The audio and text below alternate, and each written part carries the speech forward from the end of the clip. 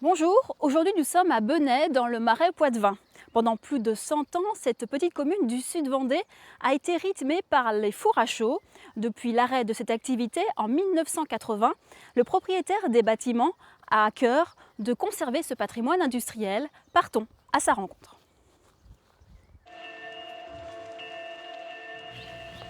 Il connaît ses chemins par cœur car il a grandi ici. Le père de Jean-Marie Vergniaud était le directeur de ces fours à chaux. Aujourd'hui, devenu propriétaire des lieux, il veut préserver ce patrimoine. Donc ici, nous sommes dans la carrière d'extraction, celle qui a fonctionné jusqu'en 1980. Ce qui était exploité à l'époque, c'était ces pierres calcaires de ce format-là à peu près. Il fallait les tailler à la masse pour qu'elles puissent être mises dans les wagonnets. Et après, monter en haut du four par un réseau de rails qui n'existe plus. Il y avait un cheval qui, sur la partie horizontale, tirait les wagonnets pour les acheminer jusqu'en bas de la pente qui montait au four. Les fours à chaux de Benay ont démarré en 1873. Jusqu'à leur fermeture, chaque année, 15 000 tonnes de calcaire étaient extraites de la mine et au final, 7 000 tonnes de chaux étaient produites. Cette poudre minérale était destinée à assainir les terres agricoles. Le site employait 50 salariés, un travail très éprouvant. Il fallait extraire la chaux dans la poussière, après il fallait la broyer, il fallait supporter la température de l'extincteur qui faisait 100 degrés autour. C'est en mémoire de tous ces salariés qu'il a connus gamin que Jean-Marie Vergniaud souhaite conserver ce patrimoine industriel familial.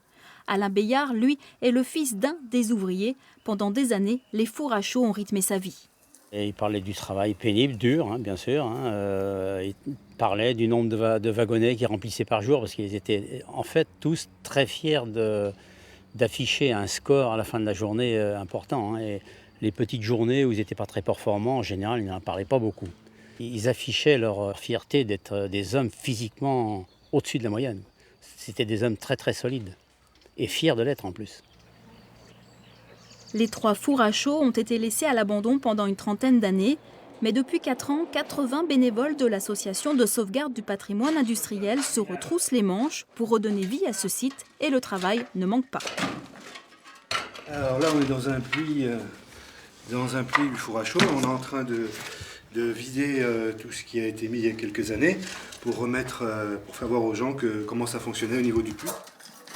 Peut-être entre 6 et 8 mètres qui nous reste encore à piocher. Des puits comme celui-ci, il en reste encore 2 à vider.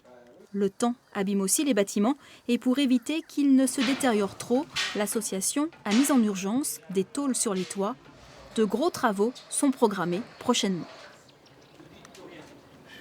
Ce qui est prévu, c'est un ourdi, c'est-à-dire refaire un plancher béton au niveau du sol où nous sommes ici, pour redonner au four son origine, parce qu'en fait il était plat. Il y avait des petits murets autour de protection, il était plat, et les wagonnets qui arrivaient de la carrière arrivaient directement ici, sur cette partie, pour être déversés dans les fours. Montant de ces travaux, 57 000 € que le loto du patrimoine devrait financer. À noter que le site des fours à chaux se visite uniquement sur réservation. Ces fours à chaux font partie des 250 sites sélectionnés par le loto du patrimoine. Premier tirage le 14 septembre. L'argent récolté permettra la restauration de ces monuments.